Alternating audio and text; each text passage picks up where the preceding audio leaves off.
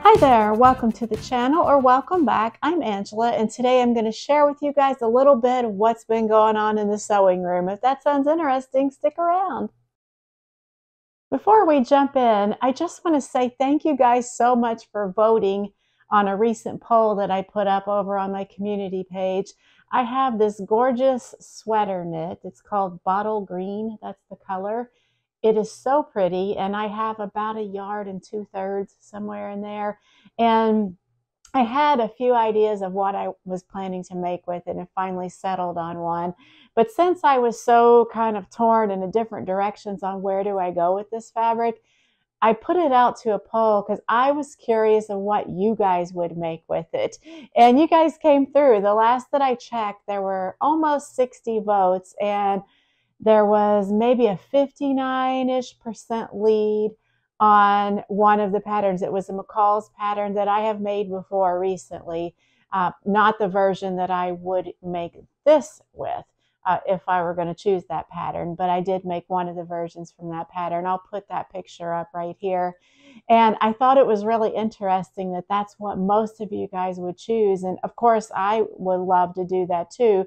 That's why it made it in as one of the choices for the poll. I did not choose that one, but I'm not going to tell you which of the other two I chose just yet. I'll share that with you later this week or the weekend when I'll be kind of sharing my whole sewing plans for February, even though we're getting like well into February by now. Anyway, thanks so much for voting on that. It was a lot of fun to see the responses. I did need to get some matching thread for this sweater knit, so I went up to Joann's this past Saturday and just for thread, and I did find a really good match. There's so many colors. You can usually, at least I can almost always find a color that matches well enough. But while I was there, I had a few other things that I needed to pick up, and only like if they were on sale. So I'm getting really low on my selection of elastic here in my sewing cabinet. So I thought, well, I'll take a peek at the elastics and all the notions and see what's on sale. They were having buy 3 and get 2 free on a lot of their notions, including the elastic. So I did end up getting like 5 little packages of elastic. I'm going to reach right over and grab my goodie bag because I want to share with you guys all the things that I got.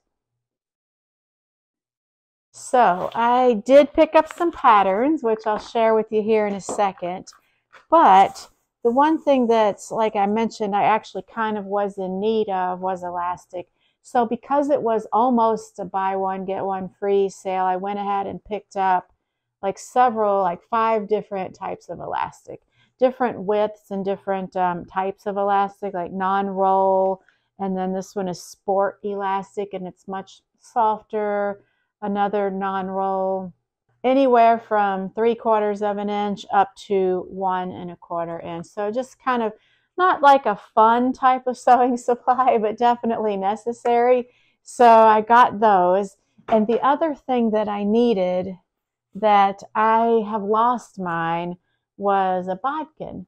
Now, I usually, if I can't find my little bodkin to pull elastic through a casing, I can get by with a safety pin just fine. But I really, really prefer to use the bodkin just because you have that long metal like shaft to work with, and it just makes it easier when you're kind of scrunching it through the elastic casing. So I picked up another one of those, and it was pretty reasonable. So of course, anytime I go to Joann's for fabric, or not that I shop there a lot for fabric because I'm trying not to buy too much fabric, or if I need elastic thread, anything, I always take a look at the pattern cabinets because it seems like I never know when they're doing their $1.99 sales anymore. I used to get the flyer and it was always in there, but now I never see it in there. I don't know if they're trying to not draw like attention to it, or they just don't have as many sales. But I did check the pattern cabinets, and Butterick was on sale for $1.99 and Vogue was $5.99.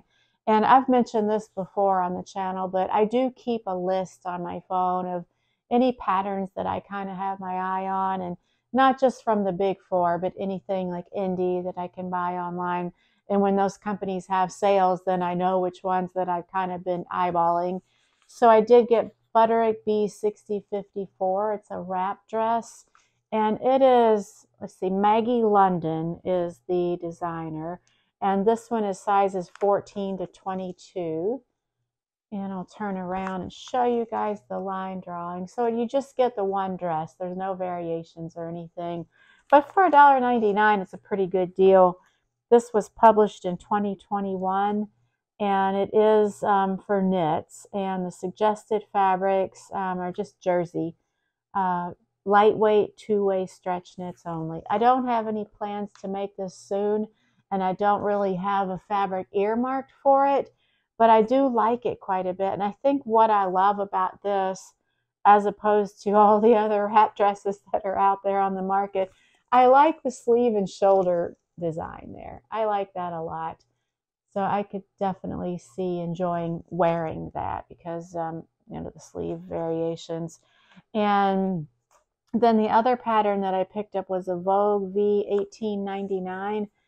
And I kind of had been thinking I already had this, but I keep all my patterns that I have in Evernote on my phone, and I looked and I didn't see it in there. And of course I, didn't have access to my pattern cabinet here because I was away. This is a Marcy Tilton shirt. It's just a button-up shirt. And what I like about this one that's a little different, at least that I am aware of from a lot of the other button-up shirts, is the back. It is pieced in the back, and that is to allow for, I don't know if you can see how there's kind of the shape of it there. It doesn't sit real like flush against the body.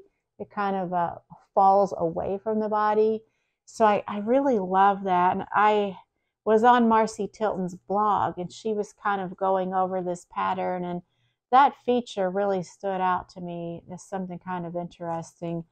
And let's see, of course, the typical fabrics that you might expect: shirting weight fabrics such as linen, cotton, seersucker, quilting cottons, lawn, cotton flannel, taffeta, and gauze. So yeah, I thought that was interesting. And this one is large through 2XL.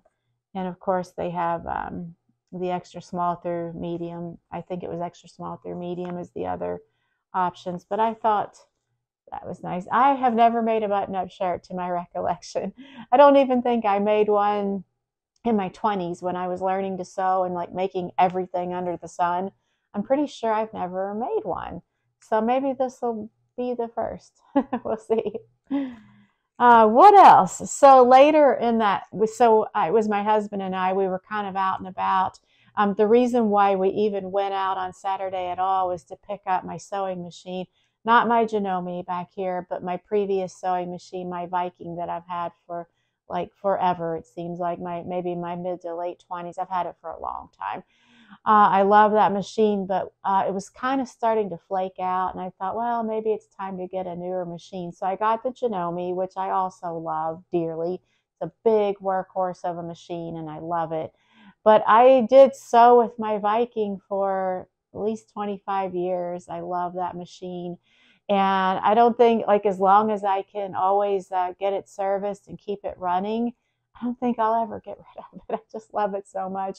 But this guy here needs to go in for servicing. And the lead time, like, they're running 3 weeks or maybe more, just depending on which shop you go to. I do have a preference on the shop that I take my machines to. And they're running right now 3 weeks. And I didn't want to be 3 weeks without my machine. So I thought, well, I'll get my old Viking serviced and get it up to speed, and then I can use that one while this one's in. So I'll be taking him in, or her. I kind of call my machines her usually, so I don't know why I said him. I've even kind of named them, but that might be a story for another day. If you guys want to know about that, let me know. I have 3 machines that I currently use in different rotation, including that Viking. I'm pointing over there because it's sitting on the table right there. So I have a couple of antique machines in the basement that do not work.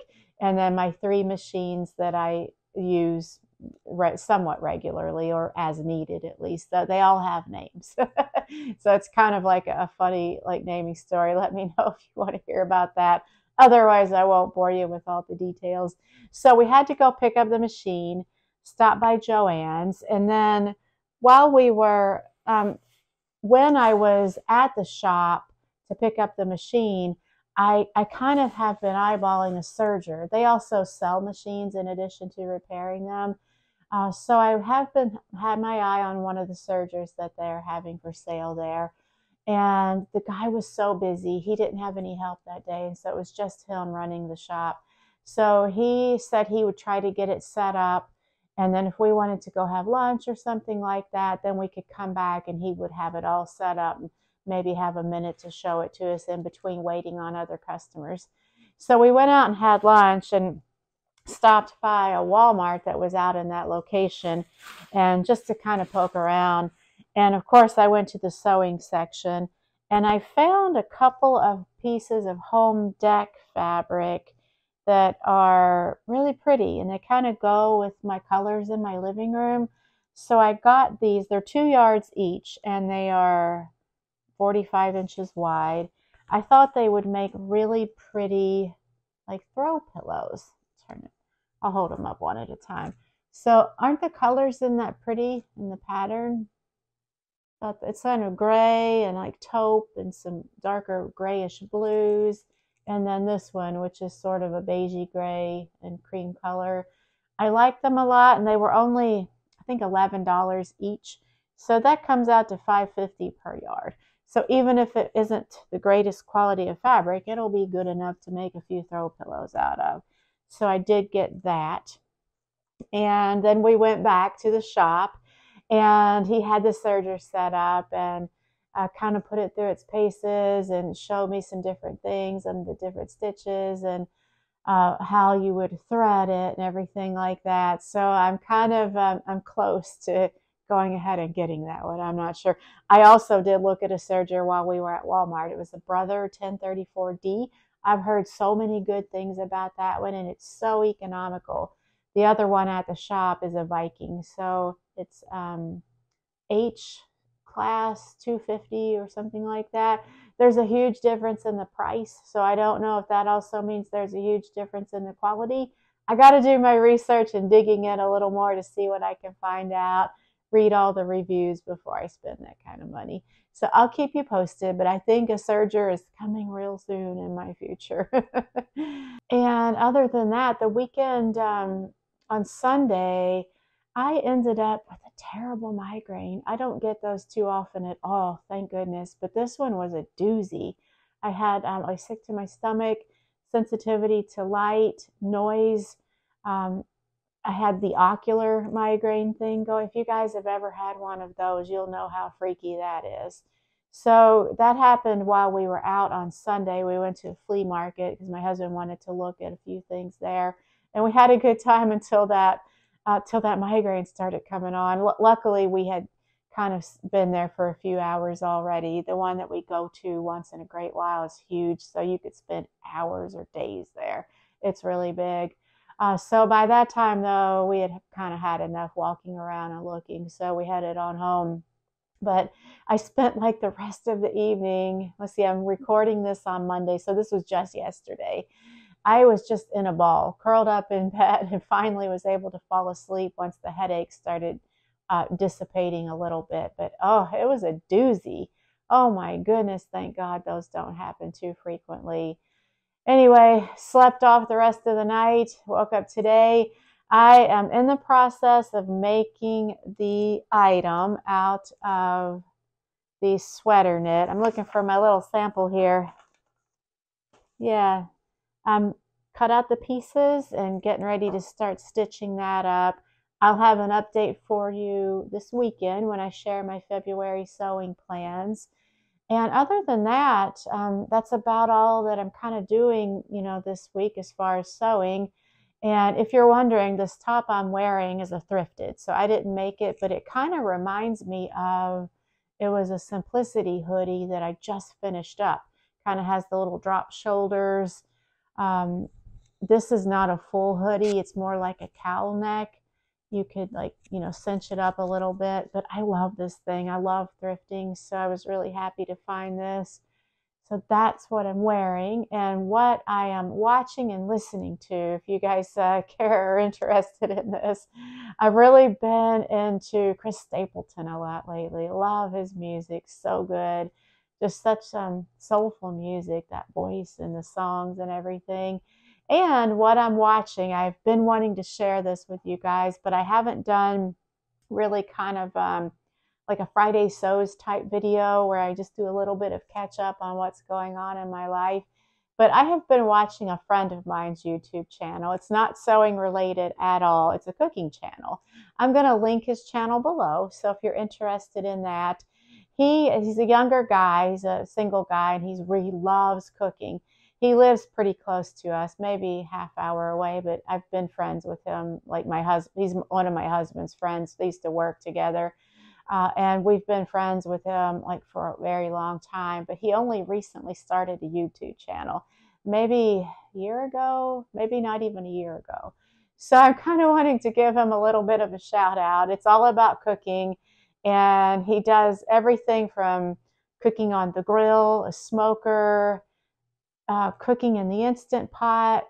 He's trying to cover like the whole basis. That's because he enjoys cooking with all that equipment. But I tend to be vegetarian for the most part. Once in a great while, I'll have like a fish or something like that. So a lot of the things that he makes, I would have to tailor it. Like he just made a chicken noodle soup that looks so good. And oh, I thought that soup looks so savory. I could probably leave the chicken out and just make the broth with some seasonings and all the veggies and the noodles. And I just wanted to share that with you guys in case you're interested or looking for some new cooking ideas. Check his channel out. And other than that, I don't have too much else to share. I still feel like I'm kind of recovering from the migraine, but I'm feeling a lot better, definitely better. So I'm able to get some things done today. And I guess that's about it. I hope that you'll tune in later this week or the weekend when I will be sharing with you guys what I'm making with the sweater knit and what the rest of my sewing plans are for February. I hope you're having a great week. Hope your week's off to a great start. Thanks so much again for stopping by. I'm so glad that you spend your time with me, and I will see you next time. Bye.